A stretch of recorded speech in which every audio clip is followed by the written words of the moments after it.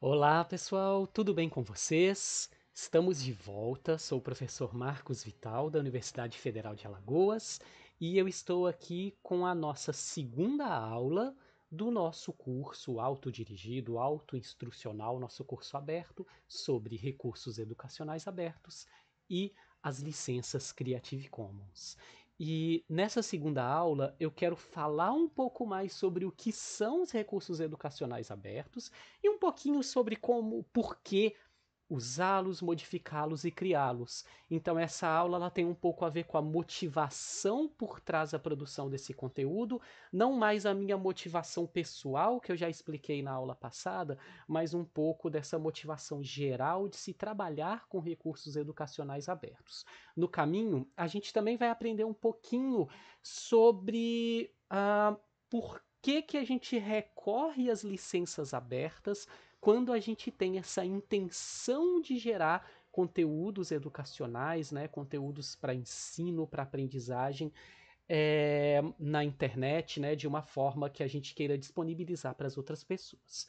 Quero lembrar aqui que esse material ele está disponível, o material todo, né, do curso numa licença CC-BY 4.0. Na aula passada eu cheguei a explicar o que isso quer dizer, nessa aula eu vou lembrar, mas na próxima aula vocês vão aprender a ler essas licenças e aí vai ficar ainda mais claro o que isso quer dizer. Tudo bem? Vamos lá? Sim, e antes de começar eu quero lembrar para quem estiver chegando por agora, de repente chegou nesse vídeo como primeiro contato com esse conteúdo, que a gente tem um site, né? Eu construí um site que reúne todo o conteúdo proposto para esse curso. Então, se você está chegando agora, vai ali na descrição do vídeo, acessa o site e no site você vai entender toda a estrutura. Esse é o terceiro vídeo. Eu falo que é a segunda aula porque primeiro teve um vídeo só de boas-vindas bem curtinho, depois teve uma primeira aula e essa é a segunda, tá bom? Dito isso, vamos lá. Olha só, a gente vai começar a trabalhar agora com o conceito geral de educação aberta. E quando a gente fala em educação aberta, a gente está falando de várias coisas, né, diferentes, várias possibilidades de definição, e a gente pode encarar isso como um movimento, num sentido de que as pessoas começam a defender esse tipo de ação e elas começam a se reunir e a tentar produzir coisas juntas. A gente pode falar também de um conjunto de práticas, uma forma de trabalhar com a educação. A gente pode falar de uma ideia, um ideal, se vocês preferirem, e talvez várias outras coisas além disso. Só que o que é o nosso ponto central que eu destaquei aqui no slide?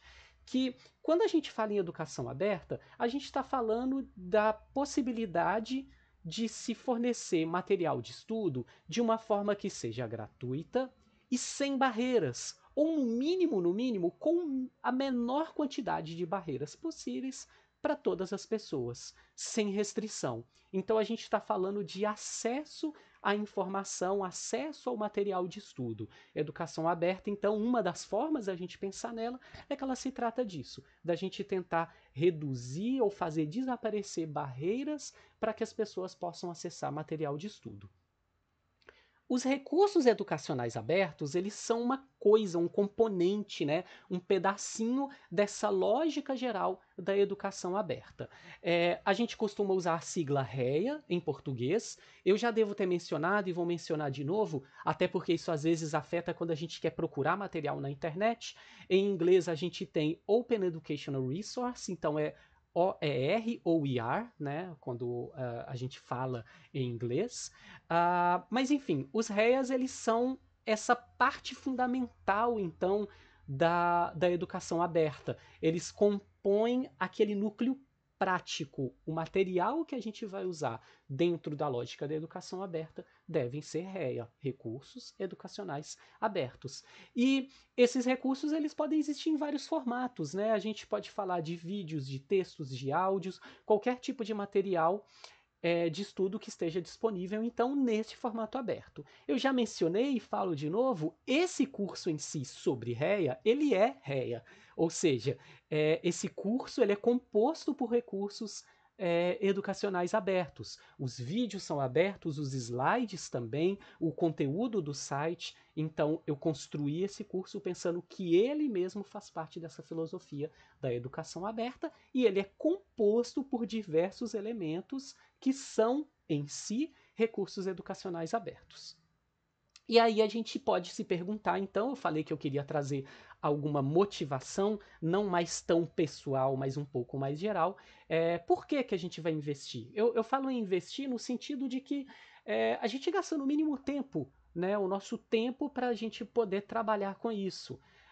Quando a gente pensa na posição aí de professores, de educadores de uma forma geral, quando eu falo em investir em ré, significa que aquela pessoa ela pode ter que criar conteúdo para poder utilizar, por exemplo, em suas aulas ou compartilhar na internet como eu estou fazendo, ou ela pode ter que ter também um trabalho de fazer curadoria de conteúdo, de olhar o que existe disponível e que se adequa para os seus objetivos, né, de ensino, e aí, então, fazer essa curadoria, separar isso é bom, isso não é tão interessante, às vezes fazer um processo de adaptação. Então, a gente está falando de tempo, no mínimo, né, tempo gasto para isso, e a gente precisa, então, justificar. A gente pode partir de um princípio básico, que é um princípio talvez de ordem mais moral, dessa ideia de que acesso ao conhecimento deveria ser, né, um direito fundamental das pessoas, e isso está associado a uma ideia bem ampla da gente construir uma sociedade mais justa, mais equitativa. Na medida que as pessoas têm acesso de uma forma mais igualitária ao conhecimento, então a gente está produzindo, a gente está ajudando a construir uma sociedade melhor. Mas a gente pode ir para razões um pouquinho mais práticas também.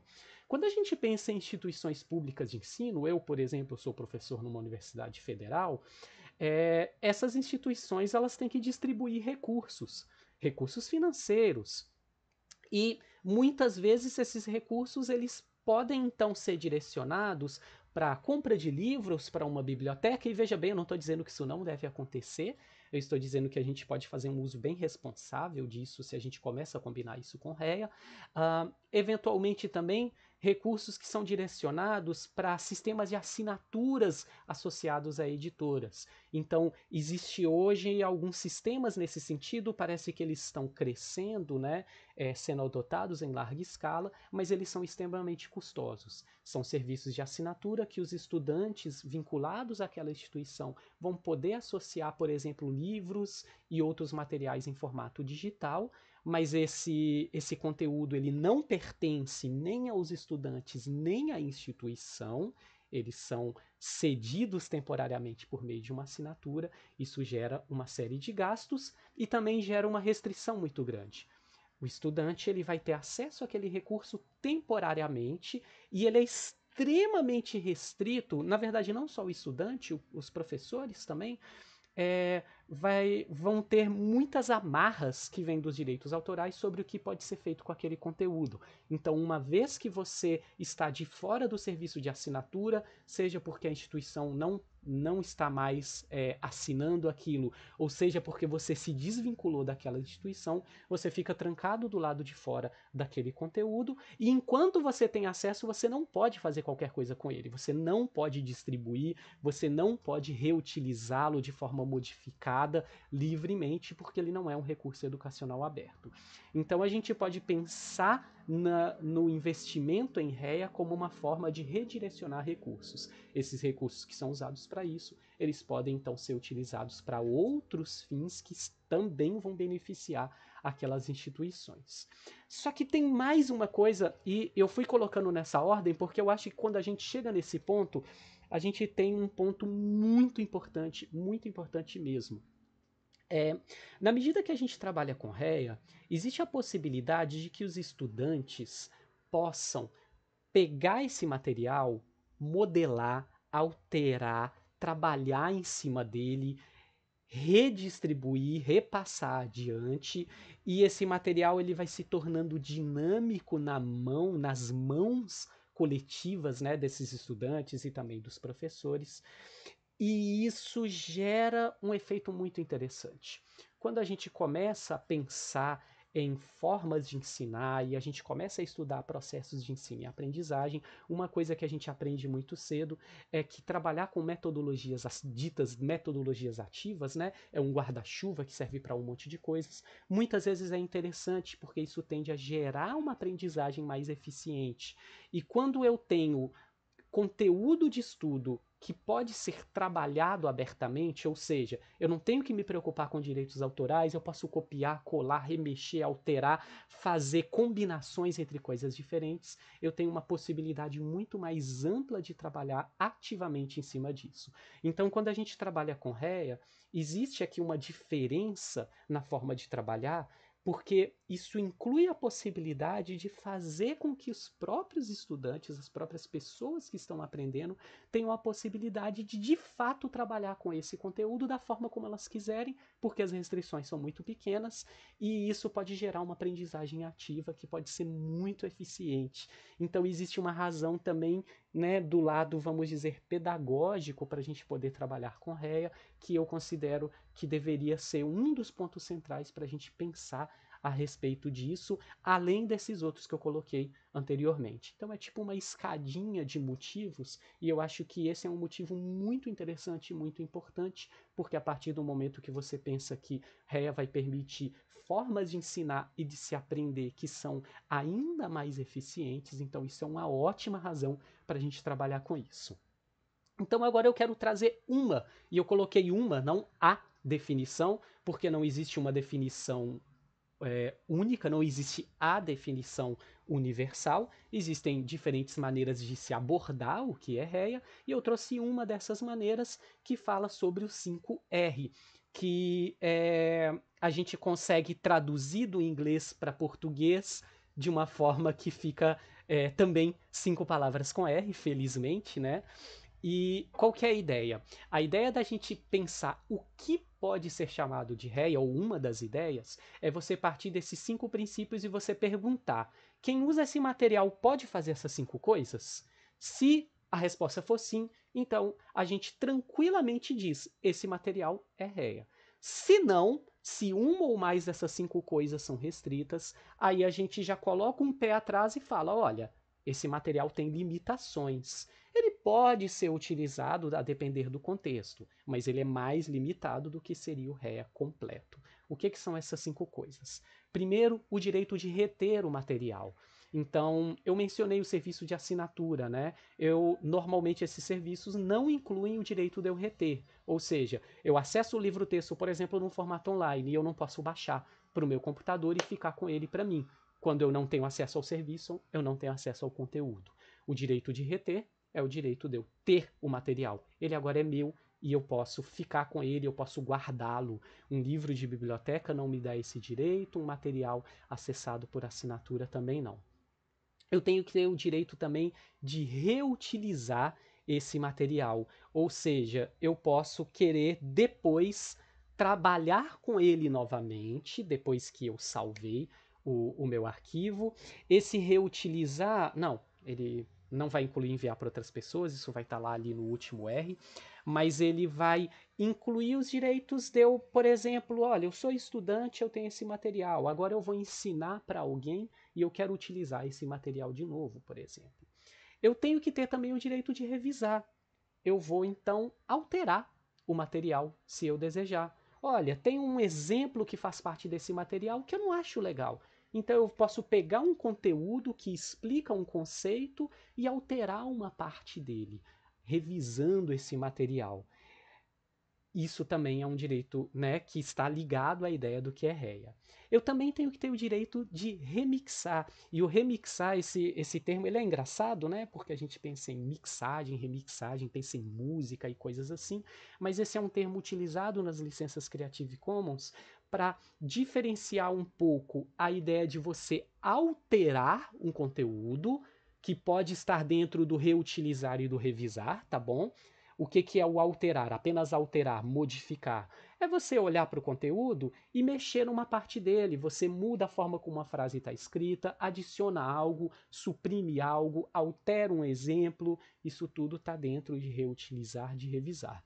O remixar significa você pegar pegar vários materiais que se encaixam como réia, vários materiais abertos e criar uma combinação que não é apenas uma colagem, né? Não é só uma coleção, mas é algo novo a partir de várias origens diferentes. Isso, dentro das licenças Creative Commons, normalmente é chamado de remixar. Então, você cria algo novo a partir da combinação de várias partes diferentes. E, por fim, o direito de redistribuir. Você pegou o material, você retém, você pode fazer qualquer uma dessas coisas com ele, independente de você fazer essas coisas ou não. Dentro dessa ideia ideal de réia, a gente teria que ter o direito também de redistribuir. Olha, agora eu modifiquei, eu fiz isso, fiz aquilo e eu mando para as outras pessoas. Então, percebam que a ideia central dentro dessa definição de réia é que a gente tem um conjunto imenso de liberdades do que fazer com esse conteúdo. E é muito interessante a gente pensar nesse conceito de réia amplo que dá esses 5 direitos, porque isso acaba se associando muito com o meu slide anterior, que são os motivos para a gente investir em réia, para a gente gastar o nosso tempo, para a gente fazer um esforço para usar. Se a gente vai fazer um esforço para usar, a gente deveria almejar esses 5 direitos, esses 5 R's, porque todas as vantagens que a gente vai ter com réia, elas vão realmente existir quando esses 5 direitos estão garantidos. Quando eu não tenho todos eles, eu limito um pouco, então, o que realmente é interessante no réia. Particularmente essa parte que está falando sobre revisar, sobre remixar e redistribuir, ela é muito importante para a gente pensar naqueles processos que eu falei de aprendizagem ativa, dos estudantes poderem trabalhar no material. Isso só vai ser possível se eu tiver, então, garantido esses direitos. Tudo bem? Vamos lá, seguindo então adiante. O contraste desses 5 direitos com os direitos autorais, com as leis de direitos autorais, é muito grande. Aqui dentro do Brasil a gente tem uma ideia, uma lógica geral básica, que é, uma vez que você escreve uma obra e publica, e percebam que esse publicar pode ser um simples, olha, eu criei um PDF e coloquei, sei lá, num blog na internet, não estou nem falando de publicar com uma editora. A rigor, eu tenho automaticamente, se eu faço isso, os direitos autorais dessa obra, os direitos reservados. Ou seja, essa obra é minha e as pessoas têm uma série de limitações do que elas podem fazer com elas, com essa obra. Elas não têm aqueles 5 direitos ali automaticamente. E isso acontece de forma automática. Eu não tenho que pedir para isso. É diferente de uma patente ou de uma marca registrada, que tem um processo de eu registrar, de eu requisitar aquilo, direitos autorais eles vêm automaticamente. Então, uma vez que eu produzo algum conteúdo, um texto, um vídeo, sei lá, uma música, se a gente for para outras possibilidades também, eu tenho os direitos reservados desse conteúdo. E ele se mantém. Ele se mantém até 70 anos após a morte de quem criou. Então a gente tem uma certa rigidez em tudo quanto é conteúdo que as pessoas produzem por conta das leis de direitos autorais. Obviamente existem razões para isso existir, né? Os direitos autorais fundamentalmente eles foram criados para que pessoas que vivem de criar conteúdo elas possam de fato, né, ter, por exemplo, uma renda associada àquilo. Ao mesmo tempo, quando a gente pensa no contexto dos recursos educacionais abertos, no contexto da educação aberta, eles nos restringem. A gente não tem os nossos 5R. O que acontece então é que isso vai gerando uma série de efeitos, que é a gente trabalhar apenas com conteúdos protegidos por direitos autorais, pode significar então que a gente está trabalhando com coisas caras, quando a gente pensa, por exemplo, em grandes livros textos de editoras e muitas vezes pouco acessíveis para as pessoas que precisam adquirir aquele conhecimento. E aí a gente tem uma insegurança do ponto de vista legal, jurídico mesmo, quando a gente está trabalhando com conteúdos protegidos por direitos autorais. Baixar, compartilhar, usar esse conteúdo gera essa insegurança. Nós sabemos que nas universidades vai ser comum pessoas compartilharem PDFs que foram obtidos por aí na internet, mas isso gera alguma insegurança, isso pode ter consequências para as pessoas envolvidas e a gente pode evitar essas inseguranças trabalhando com REA. Então, a gente vai pensar nas licenças que nós vamos aprender, as licenças abertas e especificamente as licenças Creative Commons, como uma forma então da gente trabalhar com isso, porque elas fazem o quê? Elas adicionam permissões ao material criado. Eu falei que os direitos autorais eles vêm automaticamente, eles vêm sem você pedir. Mas se você está consciente disso, você pode adicionar exceções, permissões ao material que você criou. Então, se de repente você criou ali, eu falei um PDF, né? Um arquivo de texto em formato PDF, e de repente aquilo dali você criou para ser, sei lá, uma apostila, um guia, um tutorial, e você não tem preocupação do que as pessoas vão fazer com aquilo. Na verdade, é o contrário. Você quer que as pessoas tenham acesso àquilo e utilizem o seu material, então você pode adicionar uma licença aberta. Adicionar licença aberta significa dizer: olha, eu sou a pessoa que detém os direitos autorais dessa obra. E eu estou dizendo, eu estou declarando que eu permito que as pessoas façam. Aí você vai dizer o que as pessoas fazem. Você poderia fazer isso escrevendo o que você pensa? Claro. Só que, além de ocupar muito espaço, talvez você não saiba expressar tão claramente o que você quer que as pessoas possam fazer para gerar aí uma segurança do ponto de vista legal. Então é muito mais prático você adicionar uma licença que faça essa declaração por você. É isso que são as licenças Creative Commons e outras licenças que existem por aí. Elas dão um conjunto de instruções, é uma espécie de carimbo. Daqui a pouco eu falo de novo disso.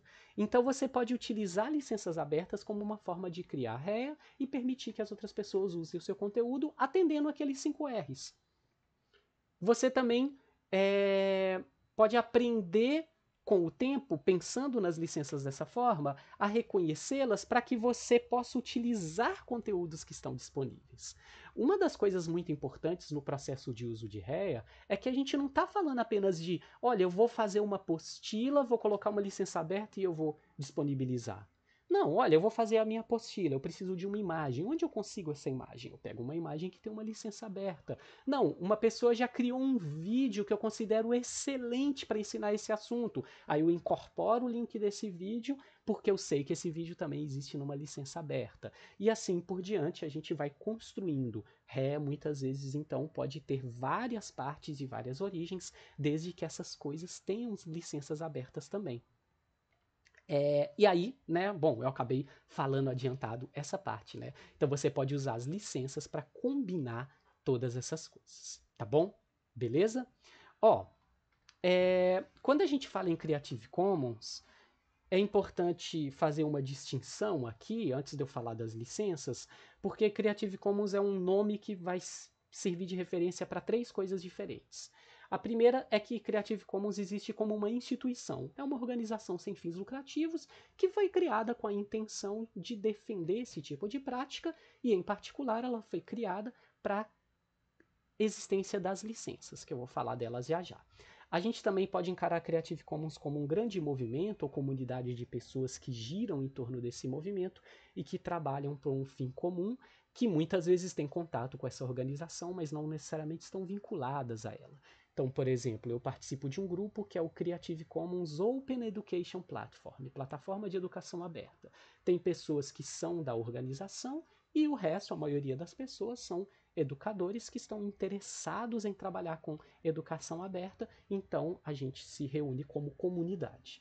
Mas o que nos interessa aqui é que existe então um conjunto de licenças, aí a gente fala licenças Creative Commons, que são mantidas por essa organização e que são debatidas dentro dessa comunidade. E aí esse curso ele vai ter um núcleo central, a próxima aula, as próximas 2 aulas em particular, para falar exatamente sobre essas licenças, que são o que realmente nos interessam aqui.